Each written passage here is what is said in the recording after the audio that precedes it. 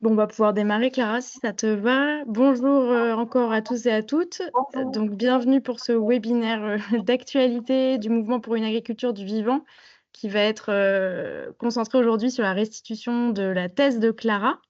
Avant de lui laisser la parole, je voulais juste vous rappeler quelques règles. Donc, merci de couper vos micros si vous ne vous exprimez pas.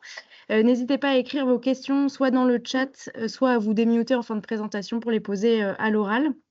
Et j'ai démarré l'enregistrement, donc j'espère que ça pose de problème à personne pour qu'on puisse rendre disponible cette vidéo accessible aux personnes qui ne pouvaient pas se rendre disponibles aujourd'hui. Voilà, merci à tous et à toutes d'être présentes et Clara, je te laisse la parole. Merci beaucoup, Juliette. Bonjour à tous. Je préviens juste concernant l'horaire. Il me semble que sur vos calendriers, on avait mis une demi-heure pour la durée de ce webinaire. La présentation risque de durer une petite quarantaine de minutes, suivie des questions. Donc, on essaiera de terminer vers midi 5, midi 10. Voilà. Alors, ceci étant dit, on va démarrer. Donc, déjà, merci à tous d'être venus nombreux. Ça fait plaisir de voir que c'est un sujet qui intéresse nos adhérents. Donc, moi, je vais vous faire une restitution des travaux de ma thèse qui a été menée entre l'année 2021 et 2024 sur le thème du concept du One Health appliqué au blé tendre d'hiver. Donc, je vais vous donner quelques éléments un peu de contexte avant de démarrer ça, puis on enchaînera ensuite sur les résultats associés à ces travaux.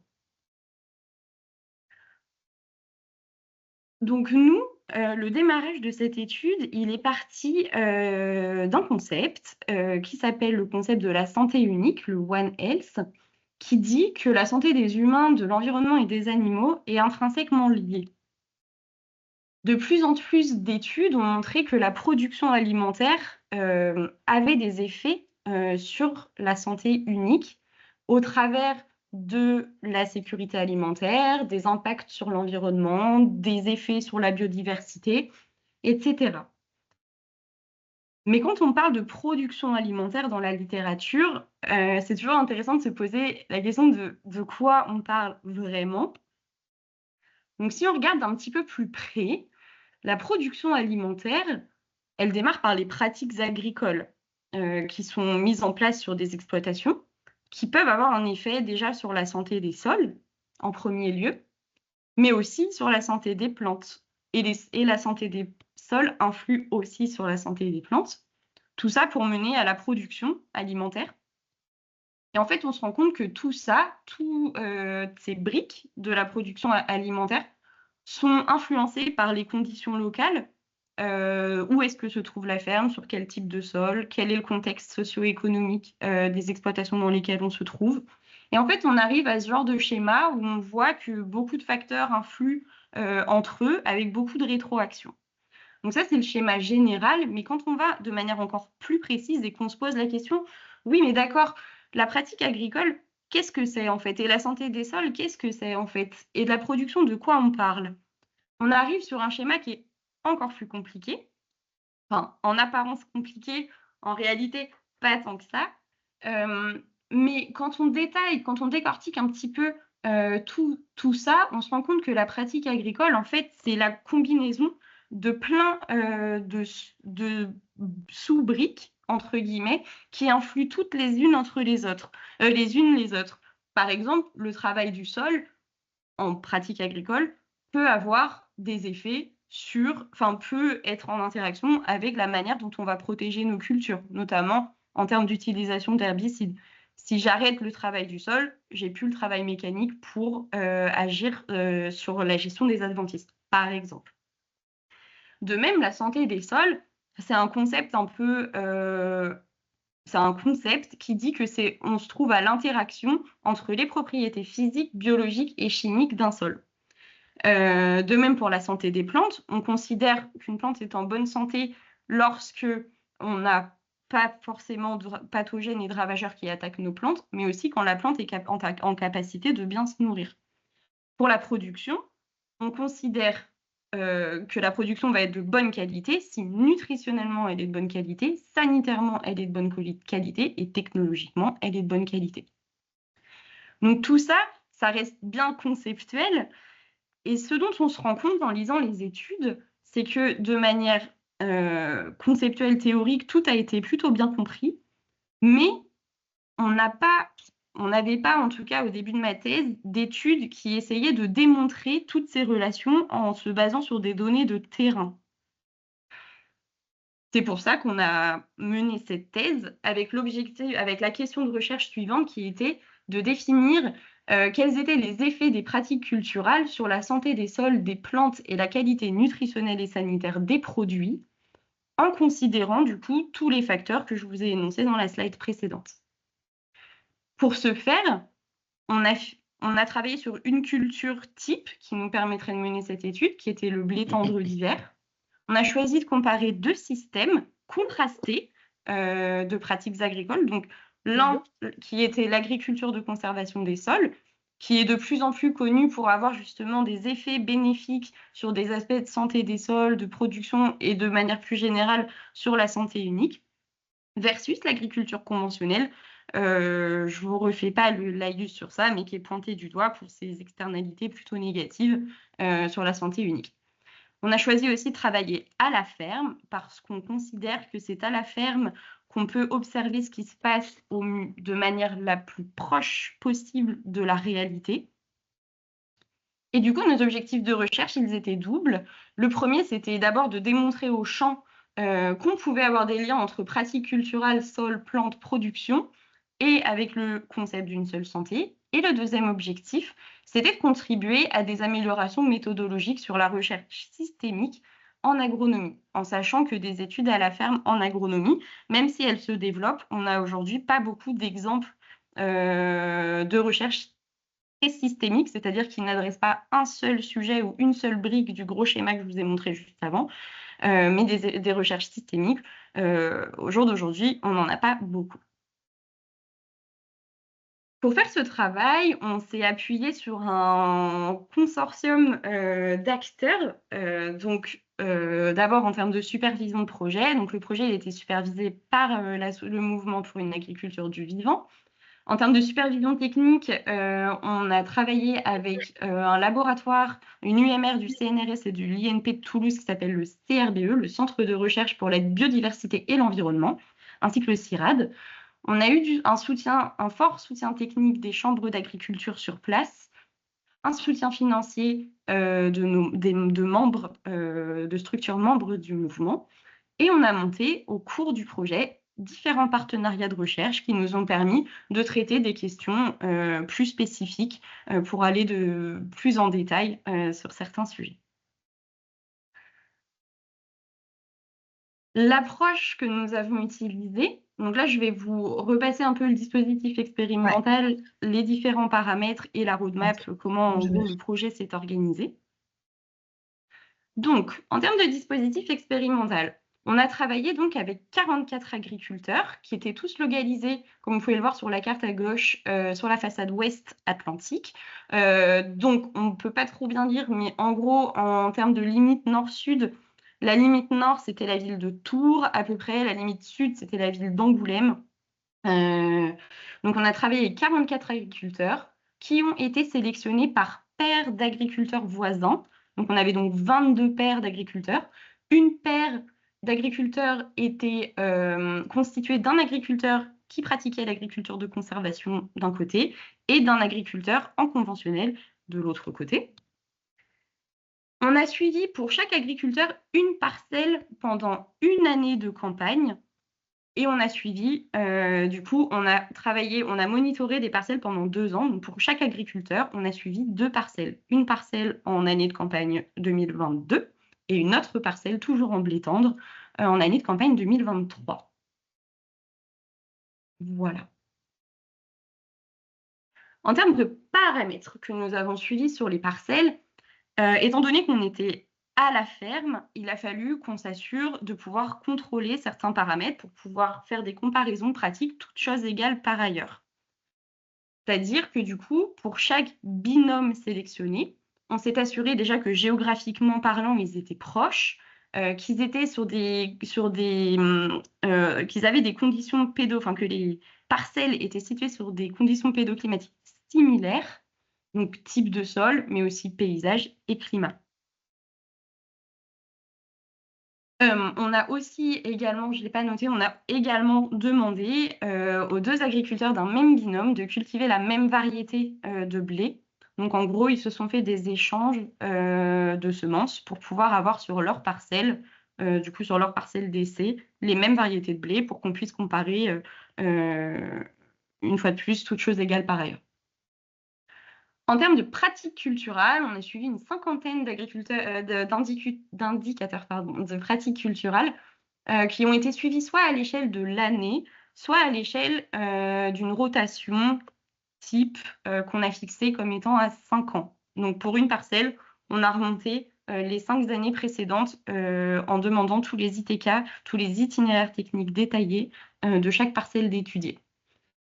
Chaque indicateur suivi était représentatif d'une pratique, donc par exemple travail du sol, fertilisation, gestion phyto, couverture du sol, etc., etc.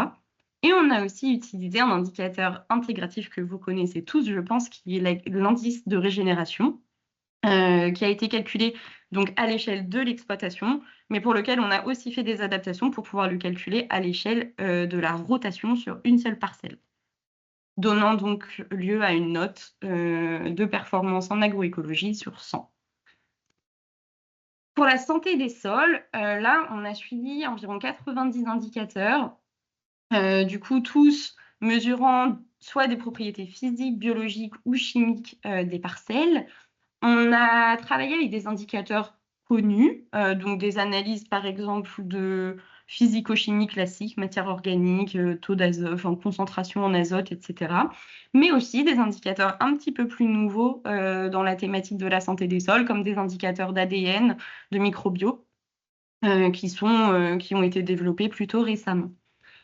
On a essayé de favoriser des mesures au champ plutôt que des mesures indirectes. Et on a travaillé aussi avec des kits, on peut dire ça comme ça, de mesures de santé des sols, comme par exemple le Biofontool que certains, je pense, connaissent, cumulé à des analyses de laboratoire. Pour la partie santé des plantes, on a vraiment étudié la partie santé des plantes qu'en 2e année d'études, donc en 2023, en mettant en place sur les parcelles d'agriculteurs volontaires des bandes non traitées. Donc on leur a demandé de n'utiliser ni fongicides ni insecticides sur ces bandes-là. Et on a fait des suivis du coup sur la 2e année de campagne de différentes maladies. Donc pour ceux qui connaissent un peu, par exemple la septoriose, la rouille, l'oïdium, etc. Mais du coup seulement sur une année et seulement sur les parcelles des agriculteurs volontaires.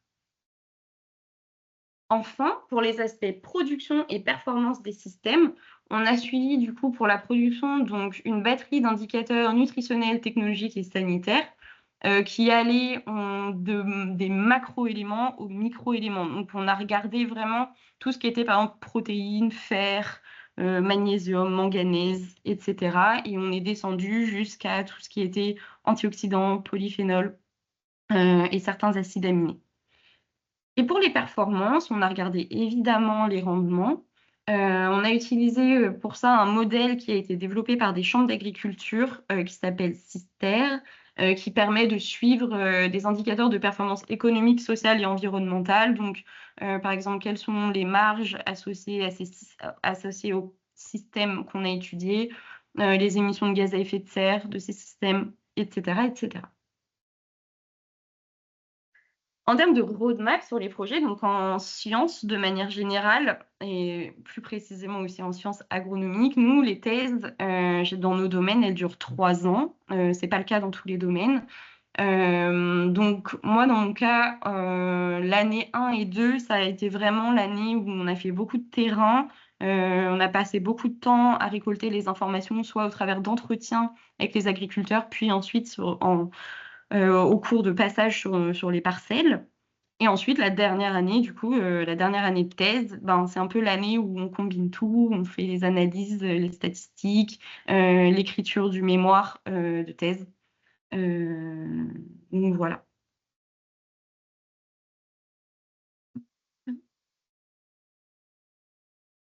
Donc un des premiers travails, une fois qu'on a fait tous ces entretiens avec les agriculteurs, pendant ces 2 années, un de mes premiers travaux, ça a été d'essayer de caractériser finement la pratique agricole. Donc les questions sous-jacentes, c'était: d'accord, on a monté un réseau d'agriculteurs qui font de l'agriculture de conservation des sols et d'agriculteurs conventionnels, mais comment on s'assure, bah, déjà que les agriculteurs qui font de l'ACS, donc ACS pour agriculture de conservation des sols, et que les agriculteurs conventionnels font bien de l'ACS et que les conventionnels sont bien conventionnels, quelles pratiques est-ce qu'on met derrière? Est-ce que ces pratiques-là, elles sont homogènes ou hétérogènes?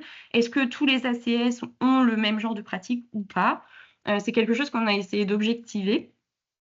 Donc pour ça, on s'est pris par étapes. Donc si je rembobine un petit peu, si je remonte un petit peu le temps, donc nous, on a monté le réseau d'études pour cette thèse à l'automne 2021.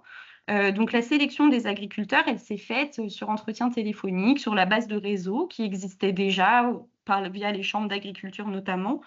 Et donc via ça, on a sélectionné nos doublons, enfin nos binômes conventionnels ACS.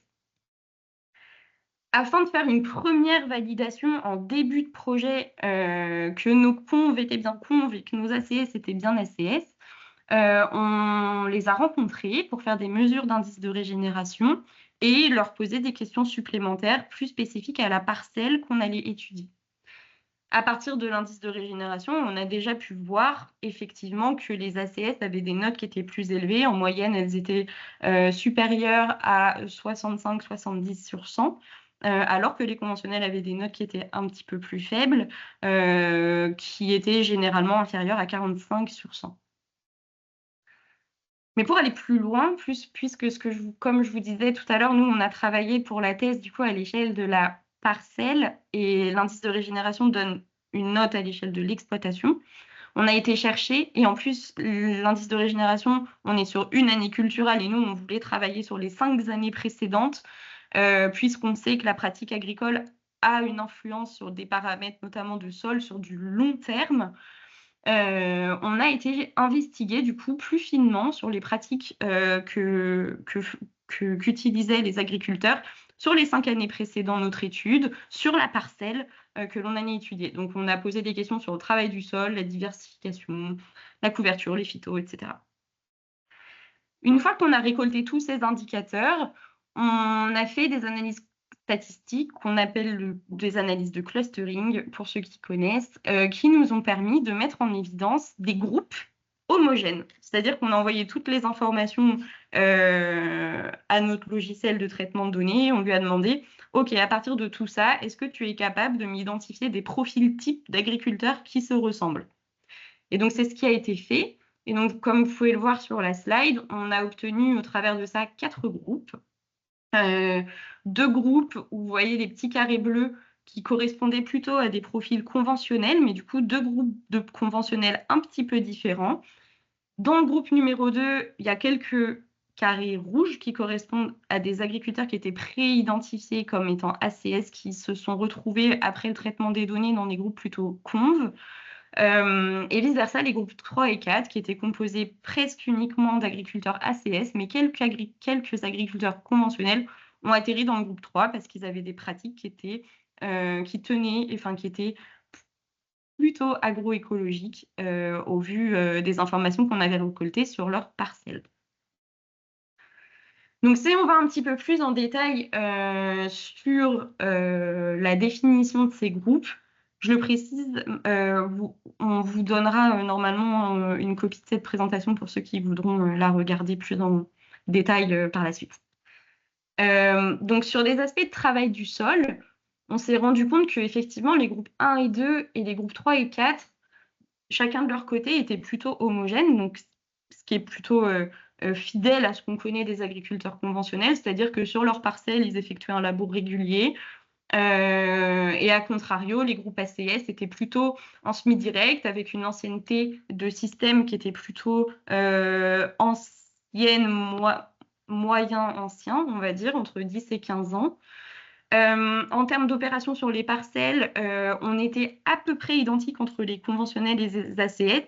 Ça peut s'expliquer notamment par le fait, et c'est le deuxième critère, ça peut s'expliquer par le fait de la présence plus importante de couverture végétale sur les parcelles ACS, qui nécessitent des passages supplémentaires de semis et de destruction. On se rend compte que les groupes ACS sont plus efficaces, donc couvrent plus les sols que les agriculteurs du groupe Conv. Par contre, quand on regarde la restitution des résidus de culture, on se rend compte qu'on a des agriculteurs conventionnels qui restituent de manière très importante leurs résidus de culture sur une durée de rotation. En termes de diversification des cultures, on a là aussi une forte différence entre les groupes Conv et les groupes ACS, donc 1, 2 et 3, 4, avec des rotations qui sont beaucoup plus diversifiées, quasiment 2 fois plus diversifiées en ACS qu'en conventionnel, avec une présence aussi plus importante de la culture de légumineuses chez les groupes ACS comparé aux groupes conventionnels. Quand on regarde les aspects pesticides et fertilisation, on se rend compte, et c'est des résultats auxquels on s'attendait, que les IFT hors herbicides, donc quand on parle hors herbicides, c'est tout ce qui va toucher aux fongicides, anti-limaces, insecticides, sont plus élevés dans les groupes Conv, mais on se rend compte aussi que dans le groupe ACS, on a un petit gradient, donc des ACS qui sont très économes en hors herbicides, en fongicides, insecticides et anti-limaces, contre certains ACS qui en utilisent un petit peu plus. Sur les IFT herbicides, on a de manière générale un gradient au sein de nos groupes, avec une tendance à utiliser moins d'herbicides chez les conventionnels et plus d'herbicides chez les ACS. C'est ce que je vous disais en début de présentation, du fait de l'arrêt du travail du sol et de la présence de couverts, l'herbicide devient, en caricaturant un petit peu, l'herbicide devient un petit peu le seul moyen de gestion contre les adventices et pour aussi détruire les couverts. Mais on se rend compte qu'on a, notamment entre le groupe 2 et le groupe 3, la même consommation d'herbicides, alors que le groupe 2 a moins recours à la couverture végétale. En termes de fertilisation et d'entrée de carbone, on a un gradient au sein des groupes conventionnels et ACS d'entrée de carbone organique. Donc là, c'est issu de la fertilisation organique, mais aussi des retours de culture sur la parcelle, donc les racines, les parties aériennes, etc. On voit que de manière générale, les groupes 3 et 4, enfin les groupes ACS, restituent plus de carbone sur leur sol, mais là aussi, le groupe 2, donc qui est un groupe conventionnel, restitue beaucoup de carbone, à une restitution presque identique à celle du groupe 3. Et on voit aussi que sur tout ce qui est fertilisation minérale N, P et K, les agriculteurs ACS sont relativement plus efficients, même si, on peut le voir sur le groupe 4, on a plus recours à la fertilisation minérale que des agriculteurs du groupe 3 qui seraient un petit peu plus efficients. On a un pattern inverse pour la fertilisation soufrée qui est plus importante dans les groupes ACS comparé aux groupes conventionnels. Si on ramène aux notes d'indice de régénération à l'échelle de l'exploitation, comme je disais tout à l'heure, l'indice de régénération a bien réussi à faire la différence entre les groupes 1 et 2 et 3 et 4, mais n'a pas pu voir les nuances qu'il y avait au sein de ces groupes. Ce qui est normal parce qu'on ne travaille pas à la même échelle. Quand on regarde du coup les effets de ces différentes pratiques sur du coup les sols, les plantes, la production, et je vous parlerai un petit peu après du pain et des performances. D'abord, sur la santé des sols. Donc là, pour faire ces comparaisons, je reviens un petit peu en arrière. On a travaillé sur nos groupes originaux. On n'a pas travaillé sur les 4 groupes que je viens de vous décrire. Ce travail-là de différenciation en groupe, il avait vraiment comme objectif de comprendre très finement la pratique agricole. Par contre, ayant un échantillon total qui était relativement réduit, de manière à mener des statistiques robustes, on est reparti de nos 2 groupes initiaux pour avoir 2 échantillons qui étaient relativement gros, qui nous permettaient d'avoir de la puissance dans les tests statistiques. On aurait eu moins de puissance dans nos tests statistiques si on était reparti de nos 4 groupes qui avaient environ une vingtaine d'individus, enfin une vingtaine de parcelles dans chaque groupe. Donc là, on parle bien des comparaisons assez escomptes sur les groupes qui ont été définis au tout début de l'étude. Donc quand on parle de santé des sols, souvent, en sciences du sol ou en agronomie, on ramène les aspects de santé des sols aux fonctions qu'ont les sols. Donc ces fonctions, elles sont connues. C'est par exemple avoir une bonne structure, gérer le cycle de l'eau, gérer la matière organique, le cycle des éléments, être un support pour l'habitat, donc accueillir de la biologie dans le sol, permettre la décomposition ou réguler les populations, notamment pathogènes. Et ensuite, tous les indicateurs de santé des sols qu'on a suivis, on les rapporte à leur action sur ces fonctions qui ont été définies. Donc tout d'abord, en termes de propriétés physiques, je ne mets pas tous les résultats des 90 indicateurs parce que vous imaginez que ça pourrait être un petit peu long, mais je vous mets ici les résultats les plus marquants de l'étude. En termes de propriétés physiques, on a vu une augmentation nette de la stabilité des agrégats dans l'eau, dans les sols en ACS. Donc là, c'est des résultats auxquels on s'attendait. Les sols en ACS, de manière générale, ont des structures qui sont plus stables, donc résistent mieux potentiellement aux phénomènes érosifs que les sols conventionnels. Par contre, sur l'infiltration et l'évaluation de la structure des sols, donc les tests Bech pour ceux qui connaissent, on a eu du mal à mettre en évidence des effets de fait de la forte variabilité intraparcellaire qu'on a pu voir sur les parcelles et du fait qu'on est parfois passé sur les parcelles à des moments qui n'étaient pas optimaux pour pouvoir voir des choses. Par exemple, il nous est arrivé de devoir passer sur des parcelles quand elles étaient plutôt mouillées au printemps. Et dans ces cas-là, les tests d'infiltration, ce n'est pas le meilleur moment pour les faire. Donc ça explique en partie pourquoi on n'a pas pu mettre en évidence de différence sur ces deux indicateurs. Pardon. Sur la partie propriété chimique, là, on a vu pas mal de choses, notamment une nette amélioration des concentrations en matière organique. Donc, je parle bien en concentration et pas en stock. Une augmentation des concentrations en azote total. Et de manière générale, ce dont on se rend compte, c'est que les sols en agriculture de conservation des sols sont des sols qui tournent mieux, qui fonctionnent un petit peu mieux dans le sens où les cycles géochimiques se font de manière plus rapide. C'est-à-dire qu'on a plus de, pour prendre l'exemple du carbone, on a plus de carbone, mais aussi plus de respiration du carbone, donc plus de minéralisation. Et en échange, plus de stockage. Donc, c'est des sols qui ont des forts renouvellements, qui ont des forts renouvellements en termes de cycle géochimique. Pour les troisièmes propriétés, qui sont les propriétés biologiques, je voulais refaire juste un point de précision, parce que la biologie du sol, c'est compliqué et souvent un petit peu méconnu, ou en tout cas regardé que sous des angles spécifiques.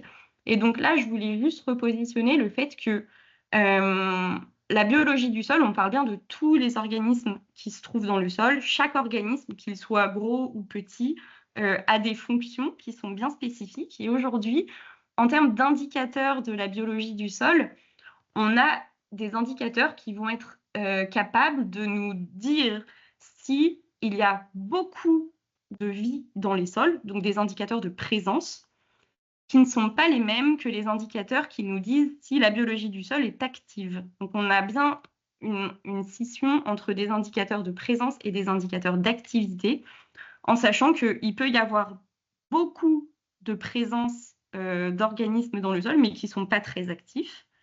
Et à contrario, il peut y avoir pas beaucoup de présence d'organismes dans le sol, mais qui sont très actifs. Et du coup, c'est intéressant de pouvoir coupler à la fois des indicateurs de présence et d'activité pour pouvoir déterminer un petit peu l'état biologique complet des sols. Donc voilà, c'est pour ça, c'est ce qu'on a fait nous dans l'étude. Donc on a fait des suivis à la fois de présence et d'activité des micro-organismes. Et ensuite, on s'est aussi intéressé à tout ce qui était micro, méso et macrofaune. Pour l'activité des micro-organismes, on a notamment suivi des activités enzymatiques. Donc les enzymes, c'est des substances qui sont produites par les micro-organismes et qui servent ensuite à modifier des éléments dans le sol, à décomposer la matière.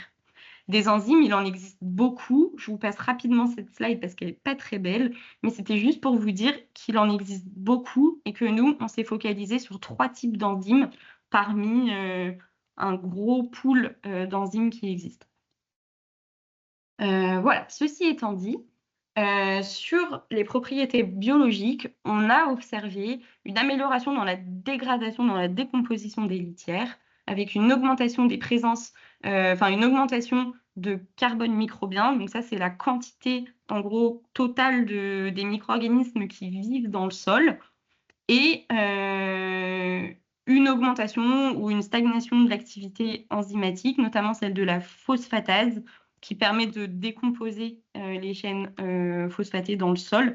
Ce qui est intéressant parce qu'on sait en agronomie que le phosphore, c'est un élément qui est très peu mobile et qui est mal solubilisable dans les sols. C'est pour ça que les agriculteurs ont recours à la fertilisation phosphatée. Et du coup, la phosphatase permet de solubiliser naturellement le phosphore dans les sols. Donc, c'est un résultat qui est intéressant. Par contre, on a noté sur ce qui était abondance et diversité des champignons, un résultat qui pourrait sembler un peu contre-intuitif parce qu'on trouve une baisse d'abondance et de diversité des champignons dans les sols en ACS et une stagnation de l'abondance et de la diversité des bactéries en sol ACS.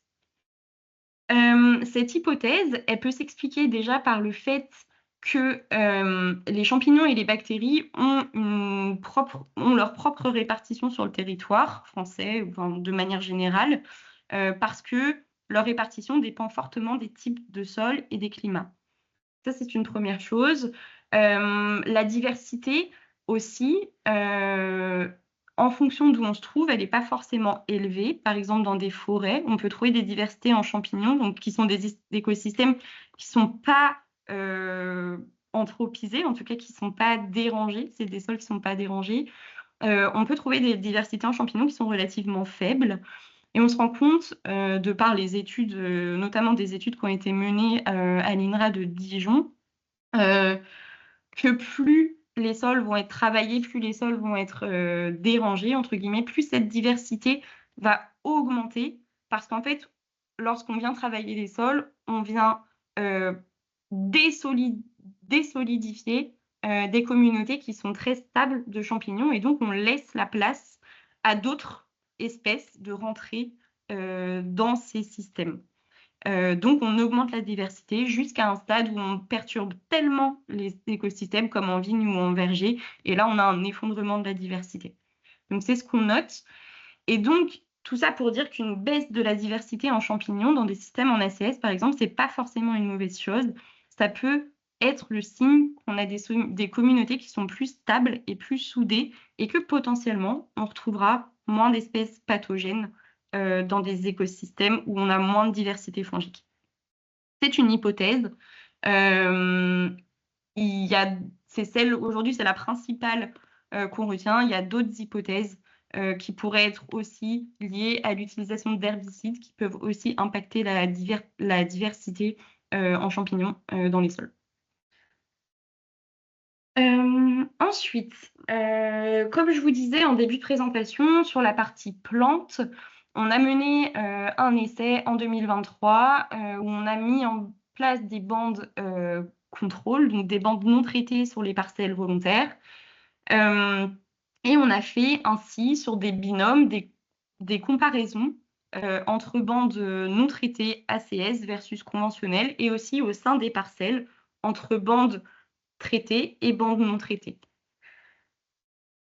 Les résultats, de manière générale, donc les pourcentages que vous voyez, c'est des quantités de feuilles malades sur les parcelles qui étaient touchées par des maladies. Donc, ce qu'on s'aperçoit, en comparant tout d'abord les bandes non traitées ACS versus conventionnelles, c'est que sur feuilles, dans tous les cas, on avait pas mal de septoriose, et que les conventionnels semblaient, en tout cas les parcelles non traitées des parcelles conventionnelles, semblaient plus affectées par les maladies que les parcelles ACS en conditions non traitées.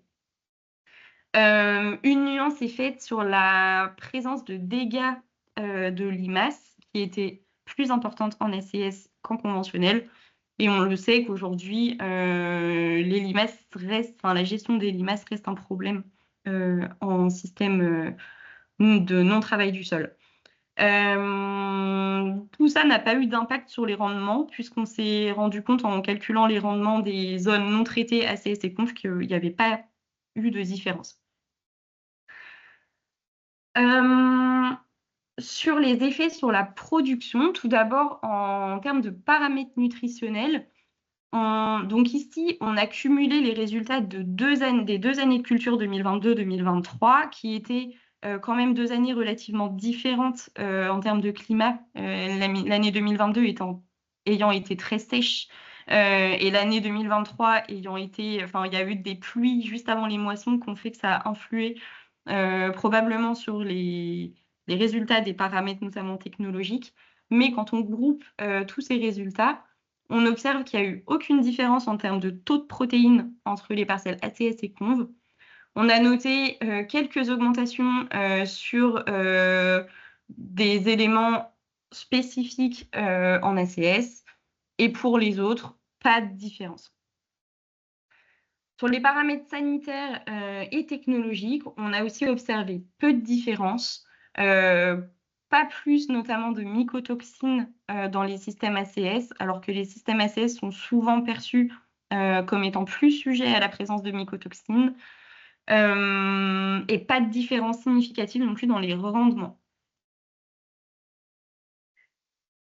Je vais vous parler ici un petit peu d'essais aussi qu'on a fait, là aussi sur un échantillon, pas sur le dispositif entier, mais du coup en association avec la minoterie Girardot, qui est située en Loire-Atlantique. On a fait des essais de panification sur des parcelles qu'on avait présélectionnées, donc ça correspond à 20 parcelles sur le réseau complet, donc c'est un petit échantillon, mais là la question qu'on s'est posée, c'est OK, si on a des différences sur les qualités de grains entre ACS et conventionnel, est-ce qu'on est capable ou non de déceler aussi des différences sur un produit qui serait fini et qui aurait subi une transformation? Donc pour ça, on a mené des tests de panification. Donc on était sur 10 parcelles par année, donc 20 parcelles au total. Et ce dont on se rend compte, c'est que de manière générale, sur tous les indicateurs qu'on a suivis, on n'avait pas vraiment de différence, hormis sur les rendements moulins qui étaient supérieurs pour les parcelles en conventionnel. On est ici vraiment sur des résultats préliminaires. On était sur 20 agriculteurs sur 2022-2023 avec peu de répétitions. Mais ça a mené quand même à des questionnements qui étaient intéressants, notamment des questionnements sur la qualité de la protéine, pour laquelle on soupçonne qu'il pourrait y avoir des différences entre des grains issus de parcelles ACS versus conventionnels. Et pour finir, sur les performances des systèmes, on se rend compte qu'on a là aussi des effets positifs des pratiques d'agriculteurs de conservation, notamment sur des dépenses en intrants, mais aussi sur le temps de travail au champ et sur la consommation de gasoil. Donc, si on récapitule un peu tous ces résultats, on se rend compte qu'on a et qu'on reprend la slide du tout début sur les effets des pratiques agricoles, en tout cas de la production alimentaire sur la santé unique, on se rend compte qu'on a des résultats qui sont plutôt intéressants en faveur des systèmes agroécologiques ou en agriculture de conservation des sols, avec une nuance à apporter sur les IFT, sur l'utilisation d'herbicides dans ces systèmes qui restent encore aujourd'hui un frein, en tout cas un souci, on va dire, technologique un souci agronomique qu'il faut réussir dans les prochaines années à surmonter pour pouvoir avoir un petit peu tous les voyants au vert. Les perspectives du coup de ce projet, elles sont multiples et elles dépendent aussi un petit peu de tous les partenaires qui ont été inclus dans ce projet. Déjà, ce qui est intéressant pour tout le monde de noter, c'est que les pratiques agroécologiques, elles affectent positivement la santé unique et qu'il existe des outils communs aujourd'hui qui permettent de suivre les pratiques agricoles et soutenir la transition.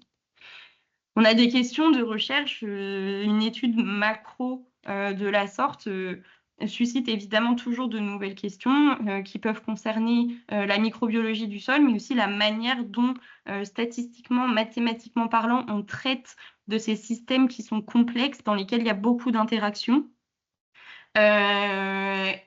Nos travaux questionnent aussi sur les modèles qui existent aujourd'hui pour modéliser les pratiques agricoles et leurs effets, qui ne sont pas forcément tous très bien calibrés pour des pratiques agroécologiques. Nos travaux questionnent également les références qui existent aujourd'hui pour déterminer des scores de santé des sols, références qui soit n'existent pas, soit qui sont basées sur des systèmes qui ne sont pas agroécologiques. Pour la chaîne agroalimentaire, là aussi, on note que le soutien aux agriculteurs nécessite d'être fait localement pour gérer les risques associés à la transition. On note aussi que les opérations de transformation qui vont au-delà de la pratique agricole impactent nécessairement les qualités nutritionnelles des produits. Les agriculteurs ont toujours des freins techniques à lever. On a parlé tout à l'heure de l'utilisation du recours aux herbicides, mais ils ont aussi des contraintes sociales qui vont au-delà de l'aspect agronomie pour leur transition. Et ils ont toujours besoin aujourd'hui d'un soutien économique qui leur permettrait de dérisquer leur transition. Pour les acteurs de la transition, le challenge aujourd'hui, c'est de créer des nouvelles solutions pour aider les agriculteurs à mettre en place leur transition. Pour faire suite à ces travaux, chez Pour une agriculture du vivant, on est en train de travailler aujourd'hui sur le montage d'un réseau d'agriculteurs pionniers en France qui serait déterminé sur la base de critères simples mais robustes, mettant un petit peu, qui soit systémique, un petit peu à la manière de ce qui a été fait dans cette thèse. Ce réseau d'agriculteurs, ce réseau de fermes pionnières, il sera aussi vu comme un démonstrateur, à l'image de ce qu'on a fait dans la thèse avec les agriculteurs pionniers, un démonstrateur de pratiques innovantes sur le territoire français. Et il permettra de multiplier les retours d'expérience des agriculteurs pionniers pour que les expérimentations à la ferme ne restent pas dans les fermes, mais soient visibles à tous et puissent inspirer les agriculteurs et tous les acteurs de la transition vers des pratiques qui sont plus vertueuses.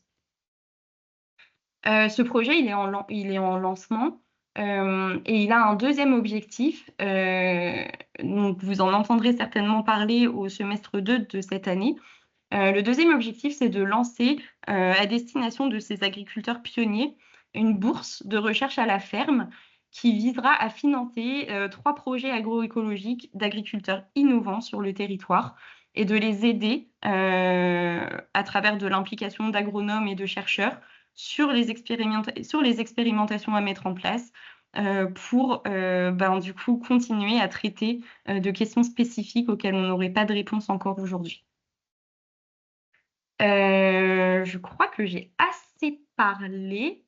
Je vais laisser la voix aux questions. Juliette. Clara, il y a quelques questions déjà dans le chat qui ont été posées tout le long de ta présentation. La première question au niveau du cadrage de l'étude, c'était pourquoi ne pas avoir choisi un autre système contrasté comme le bio? Ouais.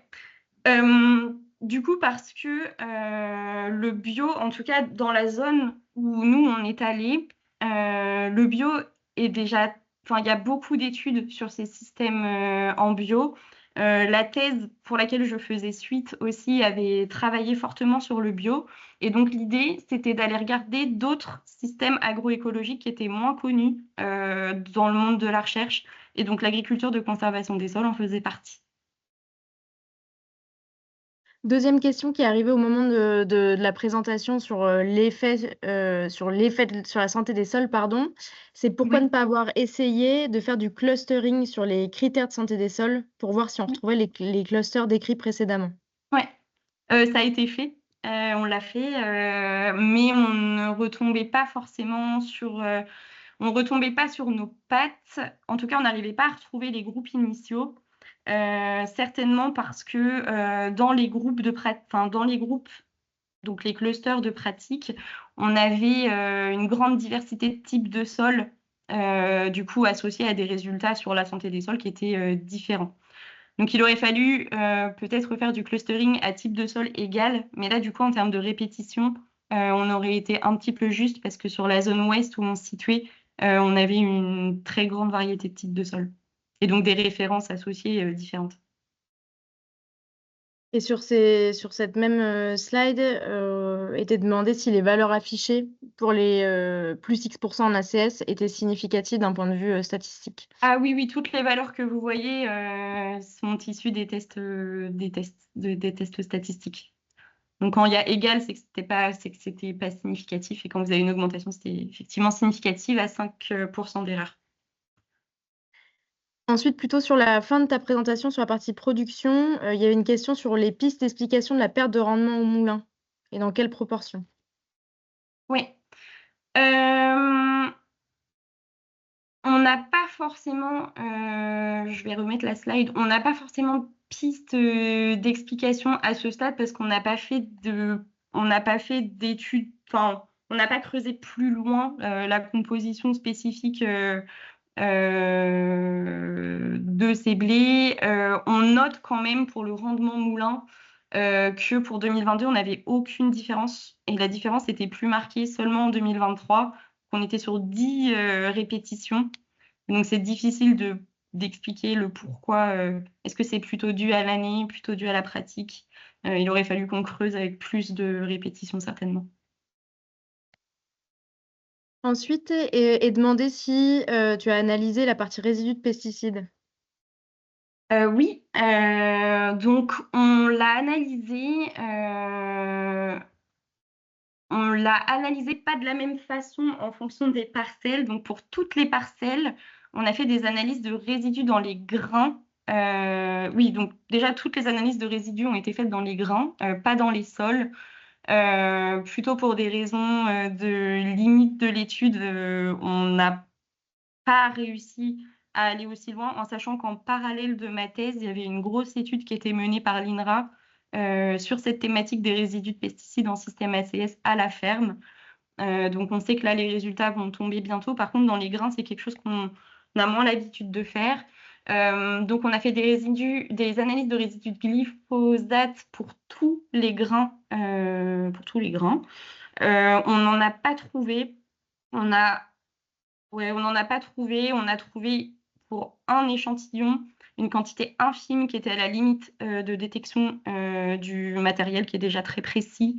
Donc, on considère que dans tous les grains, enfin, du coup, on était plus de 10 000 fois inférieur au seuil de la réglementation. Donc, on considère que dans aucun grain, il y avait de résidus de glyphosate. Et ensuite, on a fait on a fait des analyses de résidus de pesticides pour une vingtaine de parcelles pour lesquels on a mené un essai parallèle avec le Muséum d'histoire naturelle de Paris sur de la microbiologie dans les grains. Et là, de la même manière, on n'a pas trouvé de résidus. En tout cas, tout ce qu'on a trouvé était plus de 1000 fois inférieur au seuil réglementaire. Pour les parcelles pour lesquelles il y avait des résidus de pesticides, donc déjà, ils étaient très faibles, toujours à la limite de détection, et on n'a pas observé de différence entre conventionnel ou ACS. Et de plus, souvent, les résidus qu'on observait dans les grains étaient issus de produits phyto qui n'avaient pas été appliqués par les agriculteurs en année N. Donc, nos hypothèses, c'est soit que du coup, c'est des applications de pesticides des parcelles alentours qui ont été contaminées les grains. C'est notre hypothèse principale d'ailleurs. Et les principaux résidus qu'on trouvait étaient plutôt fongicides. Voilà ce que je peux vous dire pour les résidus de pesticides. Une personne demande si tu as réussi à publier tes résultats. Ouais, c'est toujours donc c'est en cours. On a un data paper qui est sorti en 2024. Donc le data paper, il a visé à présenter tous les protocoles. Donc on a présenté toutes les méthodes et tous les protocoles utilisés au cours de cette thèse. Donc il a été publié dans le journal Data in Brief en milieu d'année.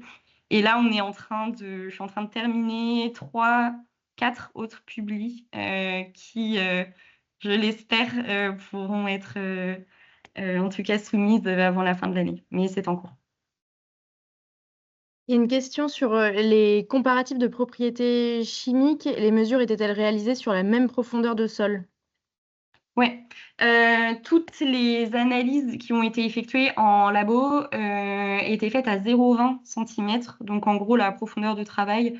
Quelques analyses, mais du coup qui ne concernent pas les propriétés chimiques, ont été faites à 0,10 cm. Ça correspond aux analyses qui ont été faites dans le cadre du Biofonc Tool qu'on a fait au champ. Donc la stabilité des agrégats dans l'eau, ça a été fait à 0,10. Et la décomposition des litter bags et des laminabets, ça aussi, ça a été fait à 0,10. Tout le reste a été fait à 0,20. Et dernier commentaire, question. Donc, dommage de constater, au-delà des herbicides, que l'on ne constate pas ou peu de baisse de la fertilisation minérale, ce serait le gros levier en matière d'émissions de GES, mais aussi de santé des sols. Certains agriculteurs étaient-ils en avance sur ce sujet et avec quelles conséquences en matière de rendement? Alors si, en termes de fertilisation minérale, on a quand même observé une baisse à l'échelle de la rotation, importante même sur phosphore et potassium. Sur l'azote, la baisse est plus limitée. Par contre, on se rend compte sur les 4 groupes là de pratiques qu'on avait vraiment ce groupe 3 qui était très efficient sur l'usage de l'azote. Donc on observe quand même une baisse importante en fertilisation minérale, hors fertilisation soufrée. Il n'y a pas d'autres questions dans le chat. Je pense qu'il peut nous rester 5 minutes pour une dernière question. Si vous en avez, n'hésitez pas à vous démuter ou à l'écrire dans le chat. Si pas d'autres questions, je pense qu'on peut s'arrêter là, Clara. Ouais. Ben, pas de souci. En tout cas, n'hésitez pas. Enfin voilà, si toute cette présentation elle sera rendue disponible. Pour ceux qui veulent creuser, le manuscrit de thèse est aussi disponible publiquement. Si vous avez envie de faire un peu de lecture du soir. Et du coup, je te repasse la parole, Oui, merci Juliette. beaucoup, Clara, pour cette présentation et merci à vous pour votre présence et les questions. On vous donne rendez-vous pour le prochain webinaire pour lequel normalement vous avez déjà les invitations dans vos agendas qui sera le 3 juillet à 11 h. Voilà, merci beaucoup à tous et à toutes et bonne journée. Merci à tous.